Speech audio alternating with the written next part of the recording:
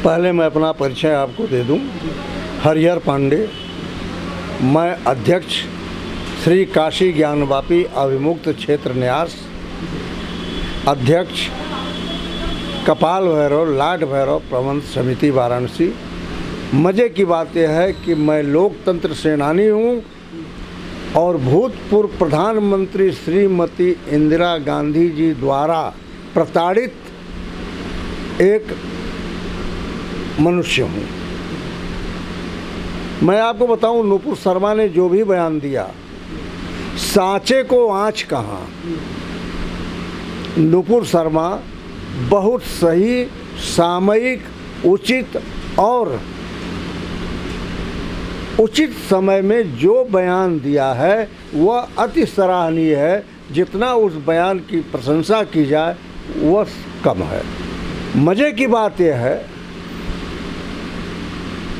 कि कहाँ इनके शास्त्र में, कहाँ इनके कुरान में लिखा हुआ है कि 8 शादियाँ करें। कहाँ इनके कुरान में लिखा हुआ है कि 4.5 दर्जन बच्चा पैदा करें। और मज़े की बात है, 80-70 साल का बुढ़ा जब वो 9 साल के लड़की के साथ शादी करता है तो किसके पद चिन्हों पर चल रहा है? वो मोहम्मद साहब के पद चिन्हों पर चल रहा है। और यही बात अगर नुपुर शर्मा स्पष्ट रूप से कह दी तो इनके अंदर इतनी बौखलाहट क्यों? इनके अंदर बौखलाहट क्यों हो रही है? मोहम्मद साहब को देखे हैं। मज़े की बात है, ये कहते हैं मेरे पास आसमानी बुक है, आसमानी किताब है। अरे भाई, आसमानी किताब है तो उसका हेडक्वार्टर कहाँ है आसमान में? ये हमको बता दें। उसका प्रेस कहाँ है आसमान में? इतना चंद्रयान गया, इतना मंगलयान गया, कहीं भी तो इनका आसमानी प्रेस दिखाई दिया होता। जो आसमानी इनका पुस्तक आया, जो आसमानी इनका कि उसको क्या बोलते हैं, कुरान की क्या बोलते हैं, वो आया, तो उसका हेडक्वार्टर कहाँ है? ये ढोंग नहीं चलेगा, यह है भारत। और आज मैं बता दूं आपको, नेहरू और जिन्ना की साजिश से इस भारतवर्ष का नाम बिगाड़ करके ये लोग पाकिस्तान और हिंदुस्तान बनाए ताकि दोनों में इस्लाम जिंदा रहे। मैं तो दावे के साथ कहता हूँ कि पंडित जवाहरलाल नेहरू नहीं था, मोहम्मद जौहरलाल था, जिसने आज हिंदुत्व को मिटाने के लिए जवाहरलाल नेहरू बन कर के आया। और अपने भरसक कोशिश उसका यही रहा कि वह हिंदुस्तान से हिंदुत्व को समाप्त करा दे।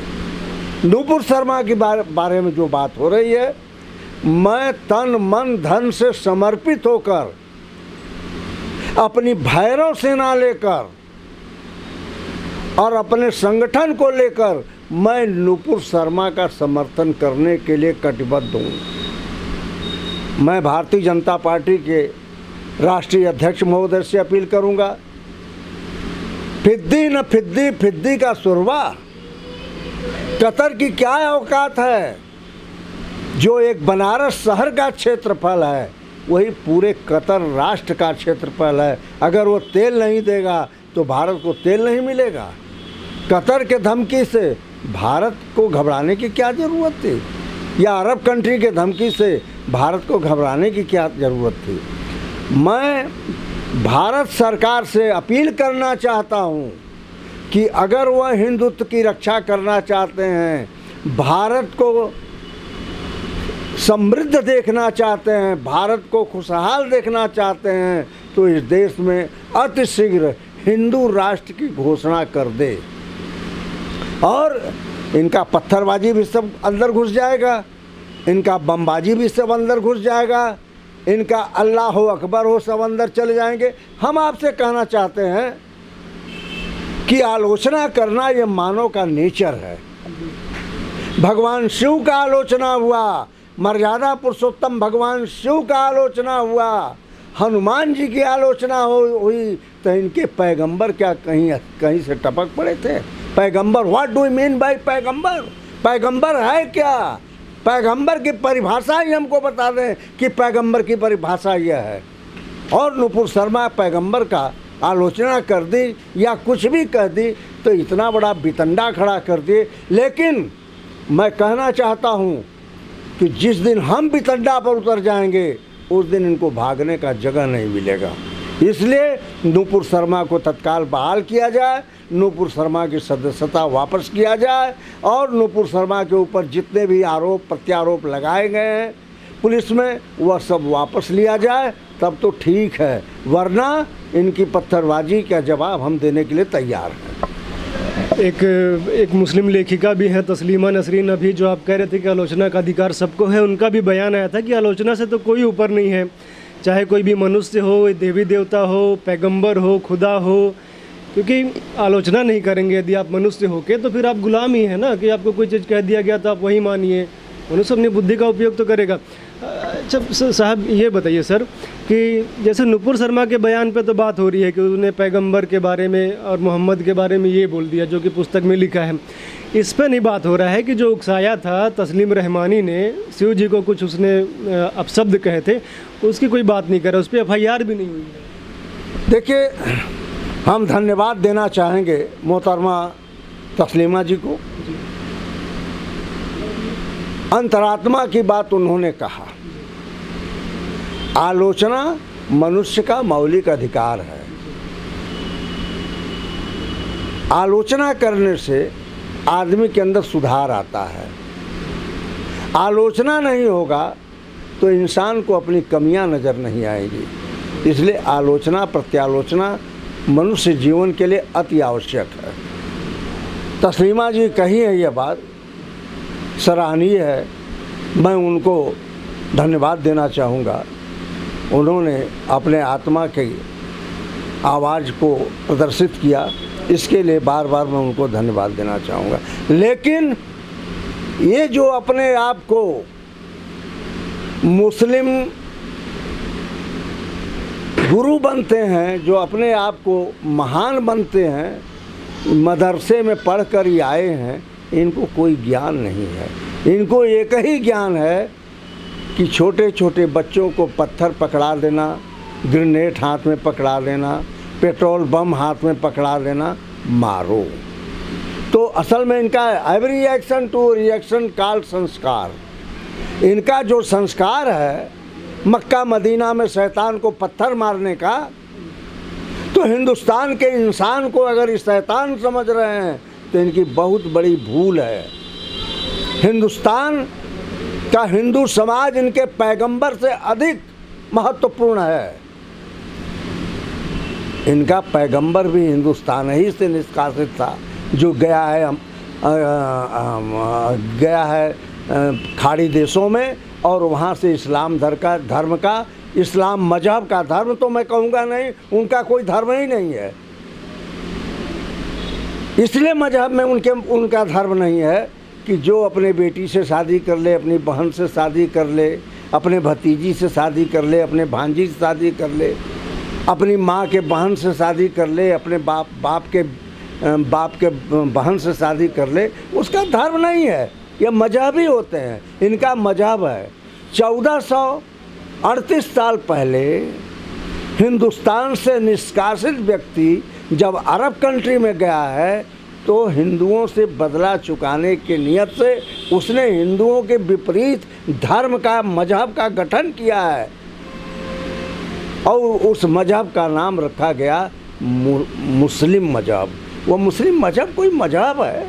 वो तो आज 14 साल 100 साल पुराना है। और हमारा धर्म जो है, यह वैदिक हिंदू धर्म जो है, सनातन धर्म जो है, यह सदियों नहीं, ये युगों पुराना है। सतयुग बीता, त्रेता बीता, द्वापर बीता, कलयुग का भी अंतिम चरण चल रहा है, फिर सतयुग आएगा। यह सदियों नहीं, यह युगों पुराना धर्म है, हमारा धर्म है। और हमारे धर्म से किसी भी प्राणी को, किसी भी इंसान को, किसी भी मजहबी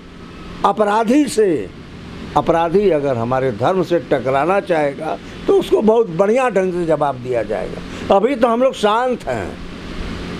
ये ढेलेबाजी कर लें, पत्थरबाजी कर लें, पेट्रोल बम फेंक लें, जो भी फेंकना है फेंक लें।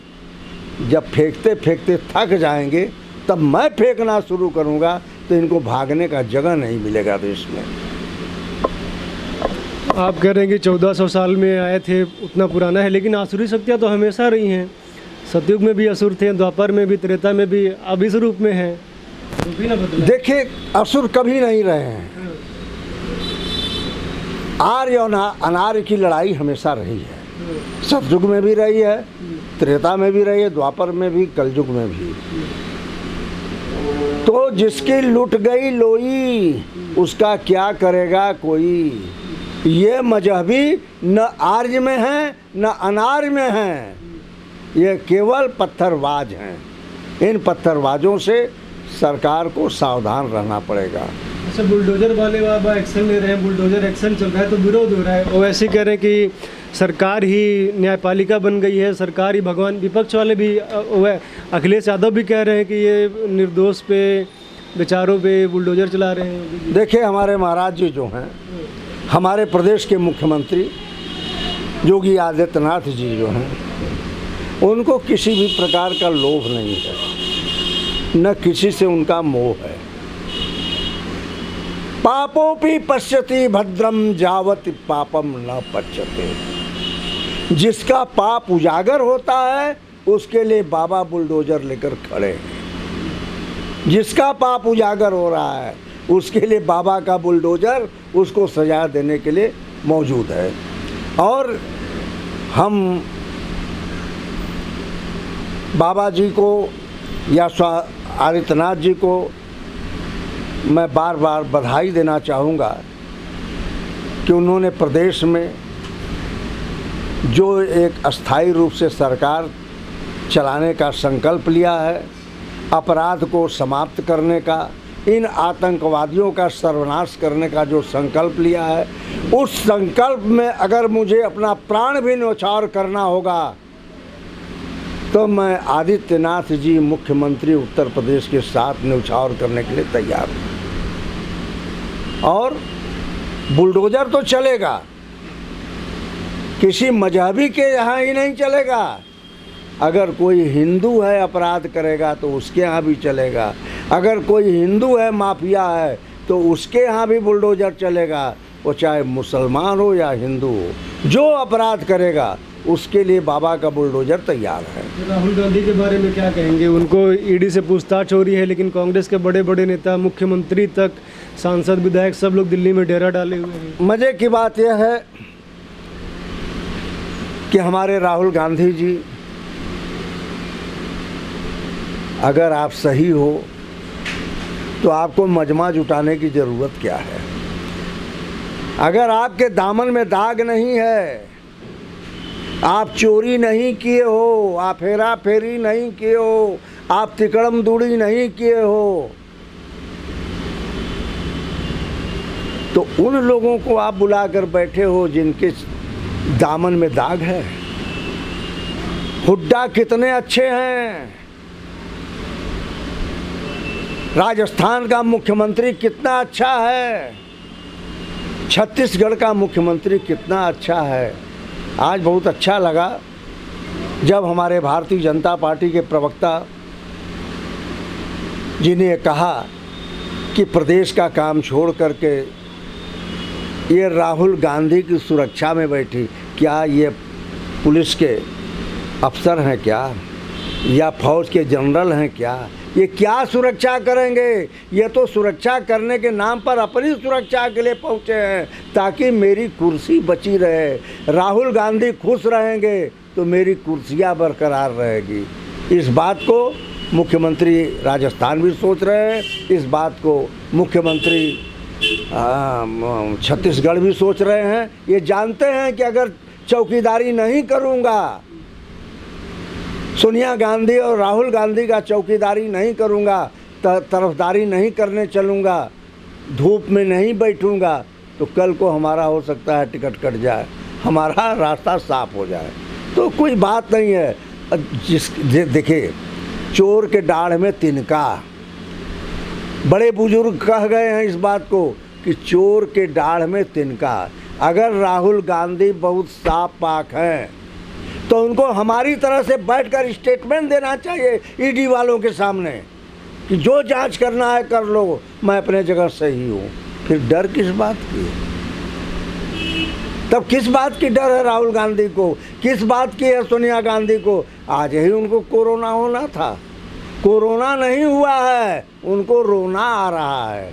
कोरोना तो एक बहाना है, सोनिया गांधी को रोना आ रहा है कि मैं और मेरा बेटा क्या किया जिसका परिणाम आज सामने आ रहा है। तो मित्रों, सजा तो मिलेगी ही मिलेगी राहुल गांधी को, सजा तो मिलनी है सोनिया गांधी को, और न्याय होकर रहेगा।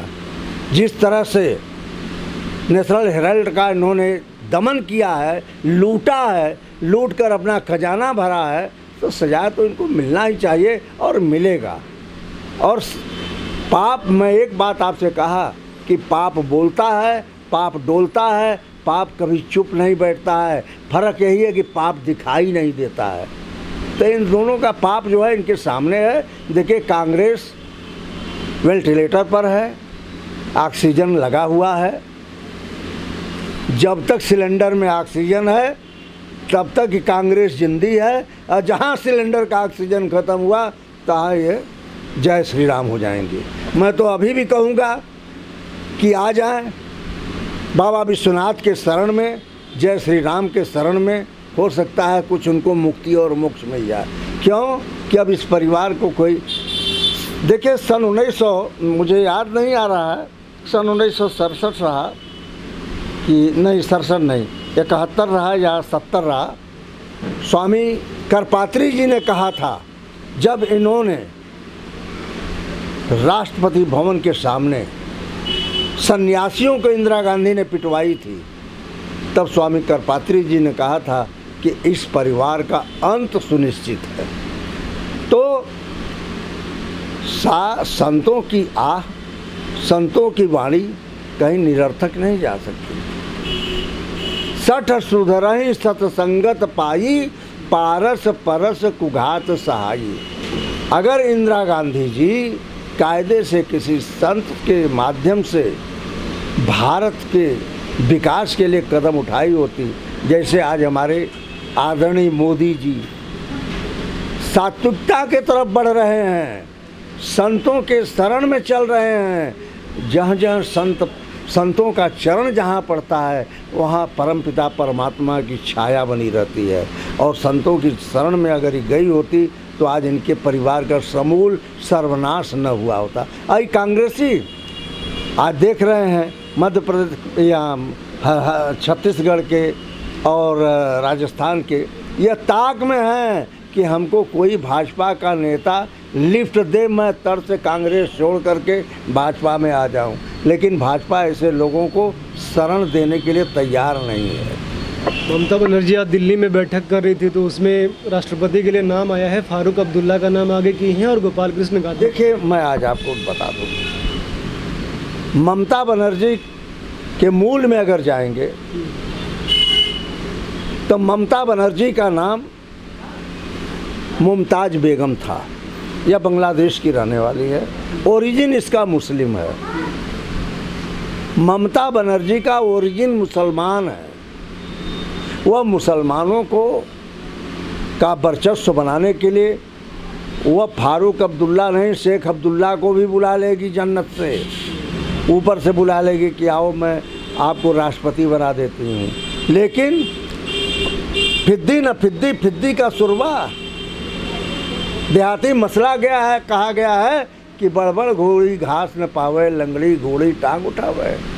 ये ममता बनर्जी हैं क्या? इनके फारूक अब्दुल्ला के, अरे फारूक अब्दुल्ला, वह फारूक अब्दुल्ला जो पाकिस्तानी एजेंट है, वह फारूक अब्दुल्ला जो भारत में गजवाए हिंद चाहता है, वह फारूक अब्दुल्ला जो देश में इस्लामिक राष्ट्र बनाना चाहता है देश को, और उस फारूक अब्दुल्ला को ये राष्ट्रपति बनाना चाहते, तो वह खैर कोई उसके लिए आश्चर्यजनक बात नहीं है। एक तो बनना नहीं है उसको, राष्ट्रपति बनेगा नहीं, और दूसरी बात ममता बनर्जी का चलेगा नहीं। और हमें तो ये भी पता चला है कि ममता बनर्जी और फारूक अब्दुल्ला के साथ गलत संबंध भी है। ये जो बैठक हुई है तो इसमें कई जो विपक्षी पार्टियां हैं उनका समर्थन भी था, कांग्रेस भी थी, एनसीपी भी थी, समाजवादी पार्टी भी थी, सीपीआईएम। देखिए, समाजवादी पार्टी, कांग्रेस पार्टी या बिहार में एक लालू की पार्टी है, राजद जिसको बोलते हैं। मैं एक बात बता दूं कि इनको लूटने का मौका इधर 8 सालों से नहीं मिल रहा है। जब से मोदी जी की सरकार बनी है तब से लूटने खसोटने का मौका नहीं मिल रहा है। ये सब इस फिराक में है कि क्या ऐसा करूं कि मैं लूट कर अपना घर सोने का भंडार बना दूं। ये संभव नहीं है। और अंतिम मैं बताया ना कि अखिलेश यादव हुए, लालू हुए, तेज प्रताप हुए, ममता बनर्जी हुई, और ये जो महाराष्ट्र का मुख्यमंत्री है घटोत्कच, जिसको आप कह सकते हैं स्वार्थी, महत्वाकांक्षी, उद्धव ठाकरे, ये सब है, ये सब एकदम टोटल वेंटिलेटर पर हैं। ऑक्सीजन लगा हुआ है, बस टंकी का इंतज़ार करिए। जिस दिन उस टंकी का सिलेंडर गैस ख़त्म होगा, ये वेंटिलेटर ख़त्म हो जाएगा। इन लोगों की यही औकात है। ये लोग, अब देखिए, मैं अभी आपको बताऊं, मैं हाल में बॉम्बे का रिपोर्ट पढ़ रहा था। 85 शिव सैनिक जो है भाजपा की तरफ भाग रहे हैं। 85% शिव सैनिक जो हैं वह भाजपा की तरफ भाग रहे हैं। वह जो बचे खुचे हैं वह राज ठाकरे की तरफ भाग रहे हैं, और ये भी अंतिम सांस ले रहे हैं। इन लोगों के किसी भी हस्तक्षेप से कोई नया राष्ट्रपति नहीं बनना है। राष्ट्रपति वही बनेगा जिसकी केंद्र में सरकार है, जिसकी प्रदेशों में सरकार है, जहां भाजपा की सरकार है, राष्ट्रपति वही व्यक्ति बनेगा। और कोई निर्विवाद व्यक्ति बनेगा जिसके दामन में कोई दाग न हो। जैसे हमारे वर्तमान राष्ट्रपति हैं, कोई दामन में दाग नहीं है, निर्विवाद व्यक्ति हैं। ऐसे ही कोई निर्विवाद व्यक्ति आएगा और देश का राष्ट्रपति बनेगा।